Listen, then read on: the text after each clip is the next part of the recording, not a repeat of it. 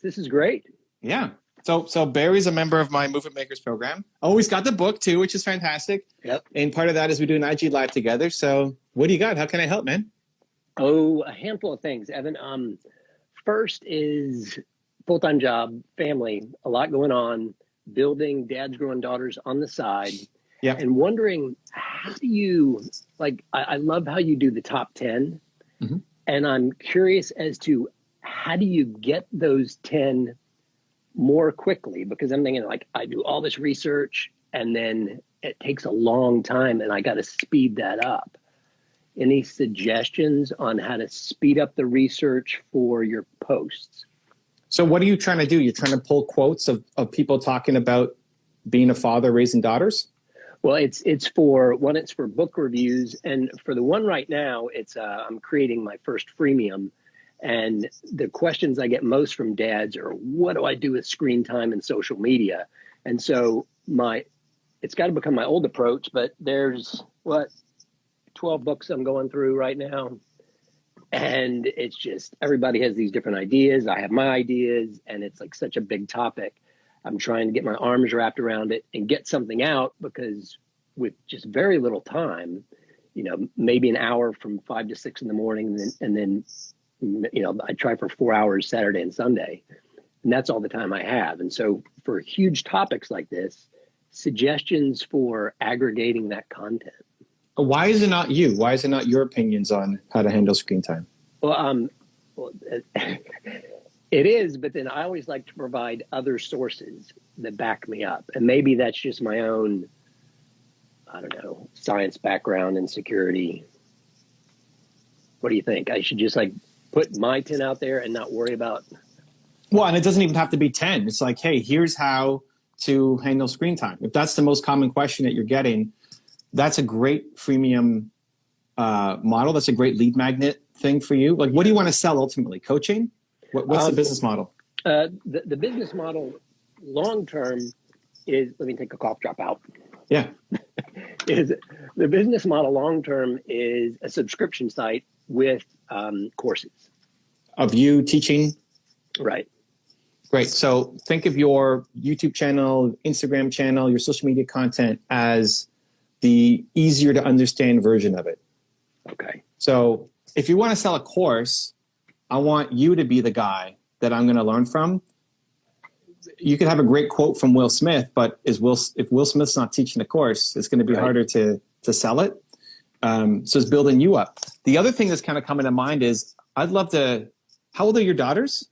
They are 11 and 13. I'd love to involve them. I've just started doing that, and I've been reluctant, but hearing that makes me think I will do it. I mean, the only thing I would just being conscious of what stories you share or privacy, that kind of stuff. But as long as they're into it, I did a great podcast with a guy who had his 2 daughters join me, and that's his show. It's like him and his 2 daughters, and they were younger. It's like I want to say 8 and 12. I'm kind of trying to remember, but younger than yours.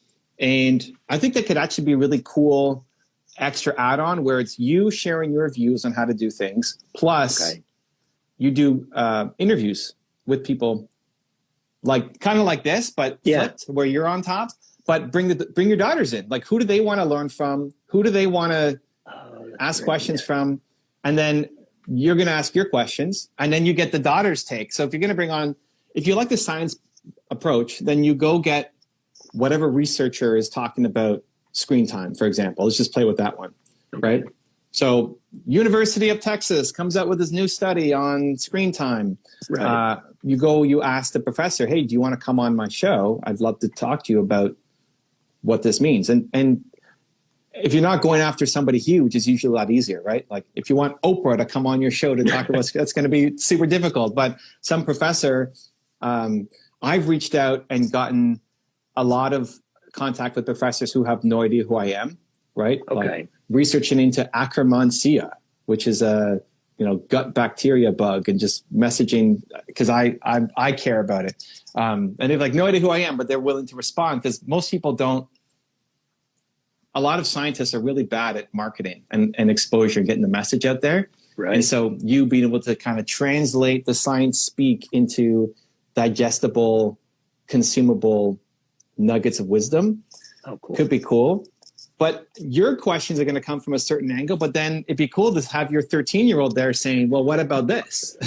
My 13-year-old is like, I want my phone by my bed. I want my screen time, right? Right. And how do you handle that dynamic, right? Like, how do you make it so that she understands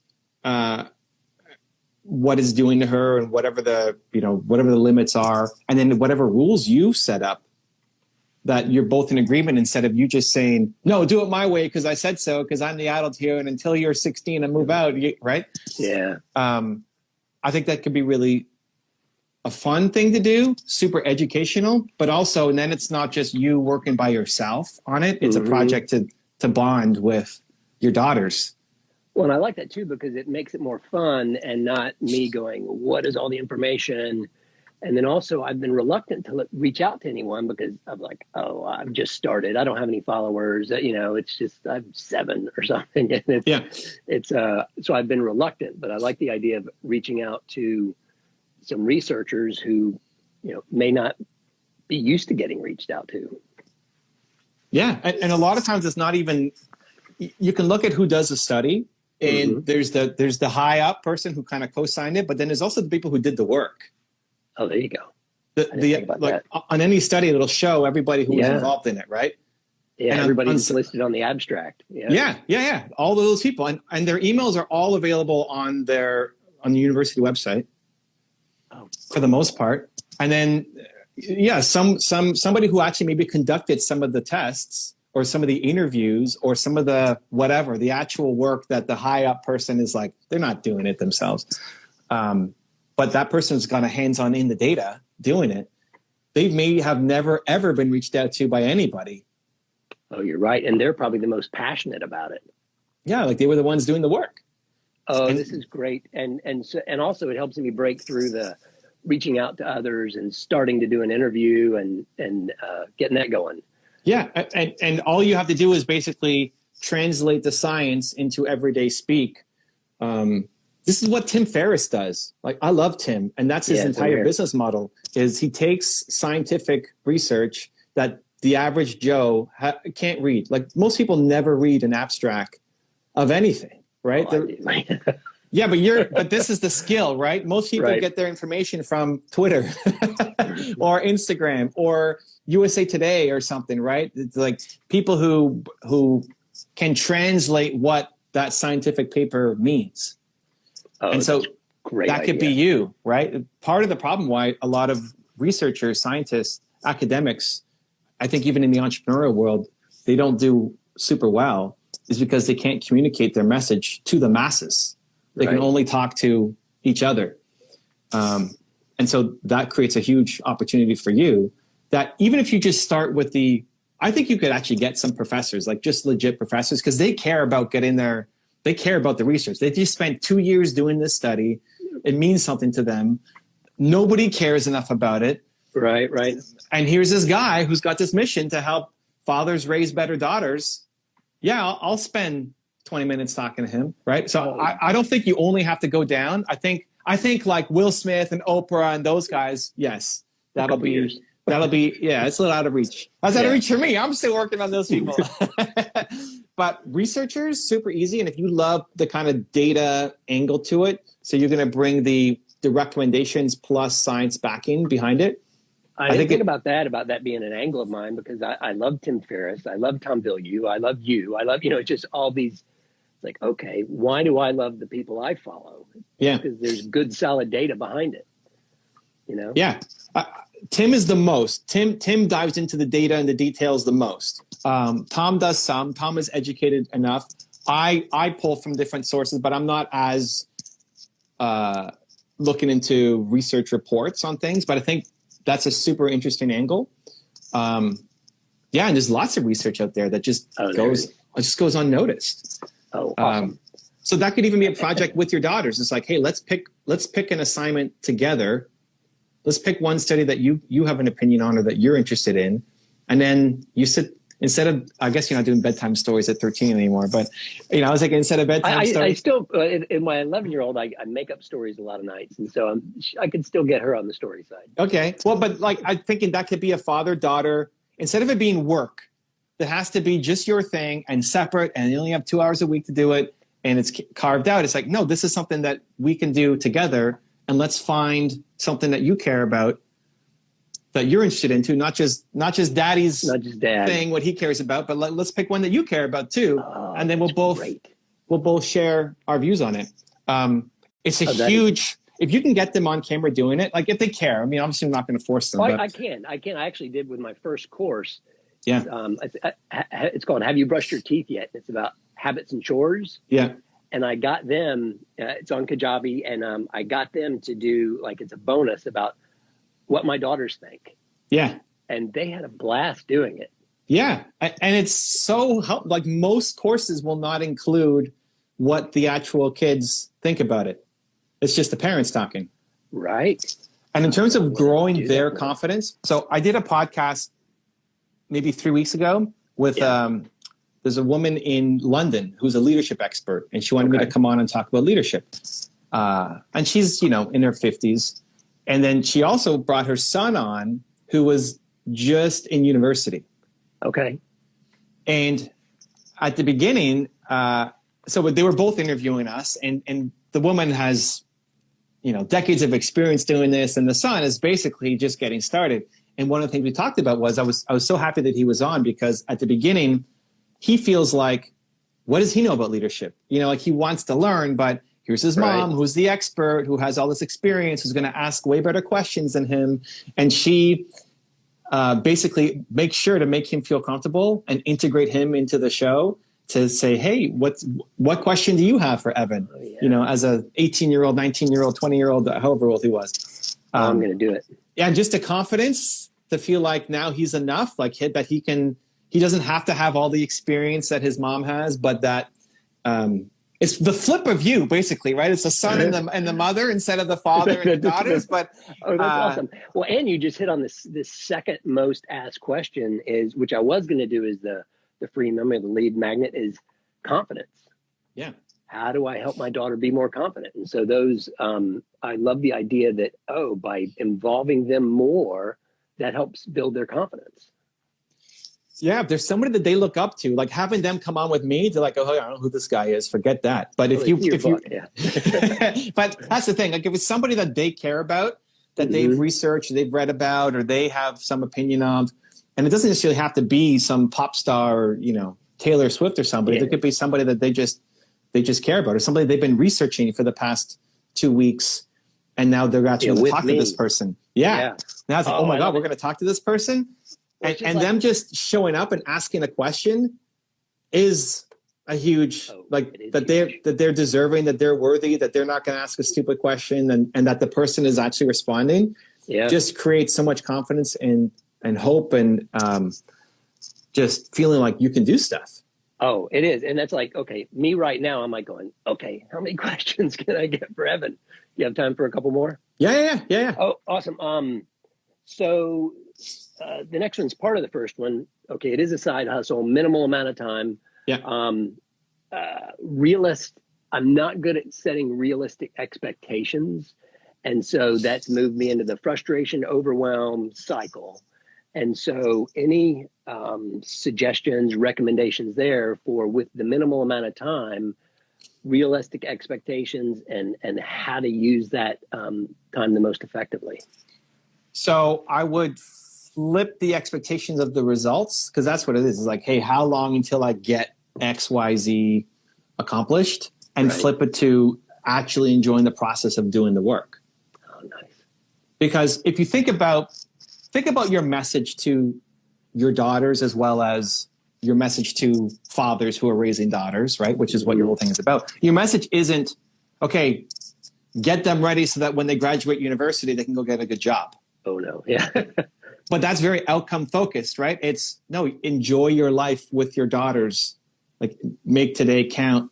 Teach them the things that, right? So you just apply the same mindset to your business, in that if you're going to go interview a University of Kansas City researcher that it's not just about getting this episode out and trying to get 1,000 views on it. It's, I'm going to enjoy this time with my daughters, researching the person, asking the questions, doing the live together, breaking them out of their comfort zone, and then posting a great interview. So tying your self-worth to that process more than how many people saw this episode. I think you've just helped me with my why, because I've been struggling with the little amount of time, and I've been going, there's a little irony here that I'm wanting to spend time on this, and that's taking away time from my daughters. Mm-hmm. And so now it's putting those two together. And so thank you. That's you've not only helped me with that, but helped me with more solidify my why. Yeah, I mean, you already had your why and you already had your message. I'm just helping kind of bring it inside the business context of running your business. So one of the things I love the most is my parents are on the wall behind me, right? Like that's my mom. I love it. And my mom was so that's me when I'm 8 or 9 years old. Yeah. And my mom basically gave me opportunities and like we worked on a whole bunch of things always together. I remember when your daughter's 11 and 13? Yeah. So when I was 13, the Blue Jays had just won the World Series. Toronto Blue Jays baseball. Yeah. And my mom took me, I've got two sisters, but she took me by herself, just the two of us, as like mother, son time together, right? Yeah. To Dunedin, which is where they do spring training. Yeah. Before the season starts, Florida. And I wanted to go meet the players, and I was super nervous because Roberto Alomar and Joe Carter and, these names may not mean anything to you, but like they were my heroes at the time, right? Oh, wow. Yeah. And there's this little moment between when they pull up in the parking lot and you can be there, like you can be there as they open their car and then they have to walk to the facility. And in that stretch, people would be trying to take pictures and give them cards to sign and balls to sign. And at the beginning, I was super nervous. She didn't really know who they were. I mean, she was there, right. She's just trying to get you in front of them. Yeah. So she's like, go. Like, this is your chance. You're never going to, back home in Toronto, the stadium's ginormous, the security everywhere. You're never going to meet these guys. So this is your chance to go and meet them. And so like my heart's beating like crazy and I'm scared out of my mind. And like, what's the worst that's going to happen? They're not going to like throw you out of the air as a 13-year-old kid. And I did it, and I got a couple hundred autographs in the span of like a week and a half because I knew every player, even the minor leaguers that like nobody knew who they were. And the adults were then saying, "Who's that guy coming up? That's Vince Horstman. He only threw one inning last year, but I got his card right here." Like, right? Well, look at that. I mean, today, that's a vivid memory. Yeah. As a 13-year-old, right? So that's the thing. Like, my mom took me there and help me out of my comfort zone to do something I would never have done on my own or anywhere close to it. And I've never told that story, anywhere. So this is unique content for me too. So I think that'd be awesome, right? I think like that's a great gift that you can give your daughters on top of it being fun. And I honestly, I think even more valuable, because if you're talking about how to do chores and then you have your daughters say, yeah, you know what? I don't like doing chores, but I like when you structure it like this. It's actually okay. It's not that bad, right? To see the daughters on there. Well, I love your idea of bringing them in more and getting their perspective, because that will make it more valuable for everybody, right? Yeah. And just holding the space for them, right? Because I'm sure you've got 18,000 questions you want to ask whoever you're going to bring on, but to say, hey, okay, what do you want to ask?